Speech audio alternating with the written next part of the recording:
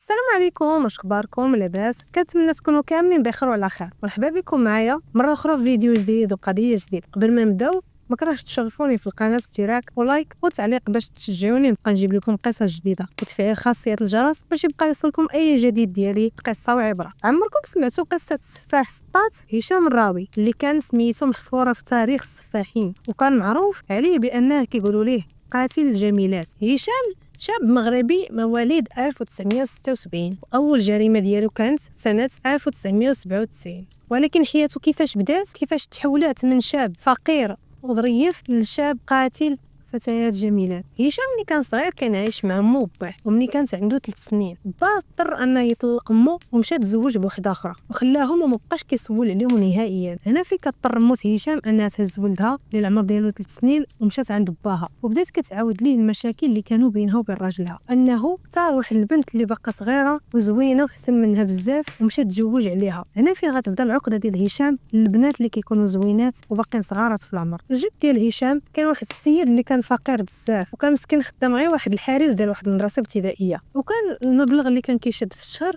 الله كافيه بوحدو، وكان صعيب عليه انه يصرف عليهم بجوج. اضطرات الام ديالو تخرج تخدم فاش ما كان، بحال السياق، تخدم عند العيالات، تخدم عند مولات مسمل. المهم مسكينه كدير كلشي على الاقل باش تجيب لك الوليد ما ياكل. الجد ما خدو كان واحد الحارس ديال مدرسه خاصه غير بالدراري، اضطر انه يهضر مع المدير وقال ليه بغيت ندخل وليدي، وقال ليه بغيت ندخل ولد بنتي يقرا، واخا انا صراحه ما فحاليش. هنا المدير كيتعاطف معاه وصراحه كيدخل هشام وكيقراوه. كلشي كان مزيان حتى لدابا ملي كمل الابتدائيه. هنا هشام بدا كيحس بالفقر ولا كيدخل معاه مزيان. هنا فين هشام كيقرر انه يخدم واخا باقي صغير، مره يقرا ومره يخدم، ولا كيمشي عند هذوك الناس اللي كيصوبوا الثلاجات، شويه كيصوبوا البيكالات، ولا كيمشي عند مالين التريسيان، كيمشي عند مالين الطوموبيلات. المهم فاش ما كان مسكين كان كيحاول انه يخدم. حتى واحد النهار كيتلاقى مع واحد الراجل كبير وكيقول ليه بغيت نخدم عندك عمي. كيقول ليه مرحبا، ولكن ولدي انا غير كنبيع الحوايج مستعمله. قال لي ماشي مشكل، اللي بغيتي واخا نبقى نسخر لك، المهم اللي بغيتي، المهم خصني نخدم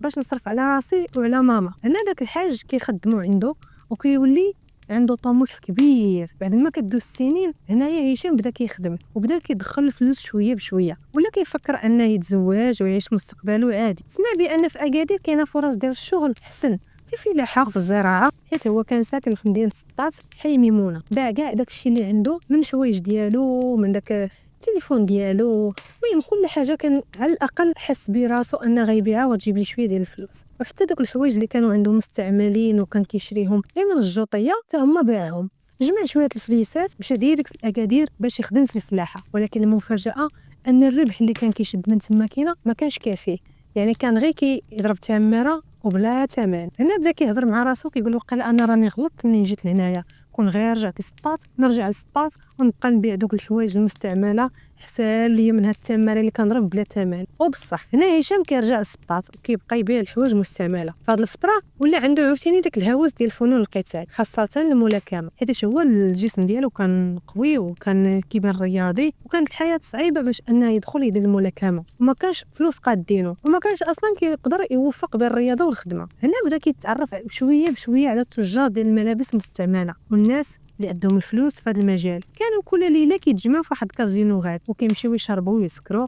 ويعيشوا الرفاهيه ديالهم. هنا هشام بدا كيدخل بشويه بشويه بيناتهم وبدا كيدير الفلوس شويه، ويتلاقى مع واحد السيد اللي هي اللي اودي انا هاد الحوايج المستعمله كنديرهم غير كواجهه، اما انا راني خدام في المخدرات. هنا ما بقاش كيفكر في حتى حاجه، لا ملاكمه لا رياضه لا والو، ولا كيهمو غير الفلوس كيفاش يدخلوا، وبقى خدام معاهم في نفس المجال كيبيع الحوايج، وفي نفس الوقت مره الا كانت شي حاجه بحال هكا ديال المخدرات خصو يبيعها ولا يحولها ولا يديها لشي بلاصه كان معاهم.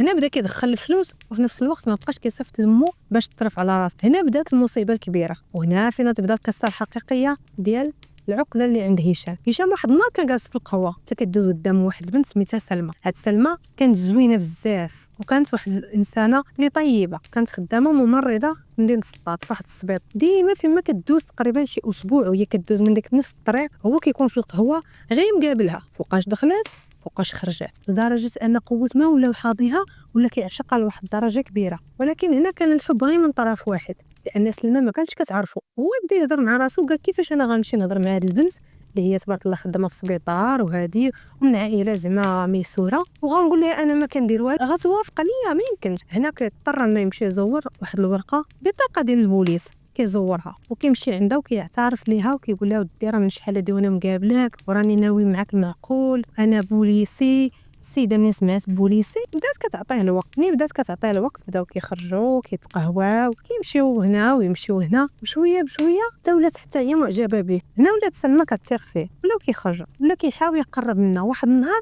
كيقول لها بغينا نخرجوا نمشيو ندوروا شويه انا وياك في الغابه، باغي صغيره ماشي كبير وبسطح. ملي مشاو تما كيضطر انه يهجم عليها ويتعدى عليها وسرق ليها كلشي اللي هزاه معاها وهرب. سلمى تصدمات ومشات لعند البوليس باش تقول لهم شنو وقع ليها، ولكن هنايا المفاجاه هي ملي كتقول لهم راه بوليسي خدام معاكم في هذه الدائره. منين بداو كيقلبوا كيجبدوا سجلات كاع ديال دوك الضباط ولا ديال دوك المفتشين اللي كاينين تما وديال البوليس اللي تما، ما كيلقاوش هاد السميه ديال هشام، وبقاو كيقلبوا تيقولوا لي هاد السميه اللي كتقول لنا لا راه ما كايناش. حتى بعض الناس اللي سميتهم هشام كيجيبوهم ليها كتقول لهم راه ماشي هو هذا. هنا كيتاكدوا البوليس ان السيد راه مزور الهويه ديالو. هنا ملي شاف راسو ما شدوش البوليس وما تسوق ليه التحدي الجريمه صافي تجمعات، هذه كانت اول جريمه زيغات وقال صافي انا منين درت هكا غنبقى غادي بهذه الطريقه. دازت مده، هنا كيشوف بنت اخرى اللي سميتها فاطمه الزهراء، كانت جارتهم، هي بحكم انها جارتهم كتعرفوا، وكانت هنايا خدامه في واحد الشركه ديال الكابلاج، كانت متقفه حتى هي من عائله محترمه وملتزمه. هاد البنت كانت كتعرفو مزيان، ولكن مع الحكم انها طويل ورياضي وزوين وبوغوست تعجبات به وبداو كيهضروا مع بعضياتهم. واحد النهار كيستدرجوا وكيبقاو غاديين حتى كيوصلوا للسكه ديال الترين. هنا فين كيضطر انه يخنقها بلا سبب ولا بلا والو، حتى كيجيو يخنقها. منين كتموت السيده كيتعدى عليها وكيسرق لها كلشي ما عندها وكيقتلها وكيلوحها تما صافي وكيمشي بلا رحمه بلا شفقه، عكس تلمى اللي خلاها باقا عايشه. حيتاش كيقول هذيك انا ما كتعرفنيش، هذيك كتعرفني بنت جارنا تقدر انها دير لي مشكل. ملي كدوز يومين على هاد الجريمه القتل، هنا كيضطروا البوليس يشدوا هشام، ولكن على القضيه ديال سلمى اللي كانت مشات تبلغات. هنا كيعترف لهم بالجريمه وما كيكذب، كيقول لهم اودي انا ما قدرتش نقاوم الجمال ديالها وهذه وشدوه. ضرب في الحبس عام بالضبط. هنا في ذاك العام قرب يخرج، بقات ليه 3 شهور انه يخرج. هنا كيتفاجئوا بالجثه ديال فاطمه وتبين انها تقتلات وتخنقات وتعداو عليها. حاولوا انهم يديروا كاع التحقيقات ديالهم وما لقاو حتى حاجه. في 2008 كيقرر هشام يخرج من الحبس، ولكن يكون اكثر حذر. هنا فين ما كدوز حتى سيمانه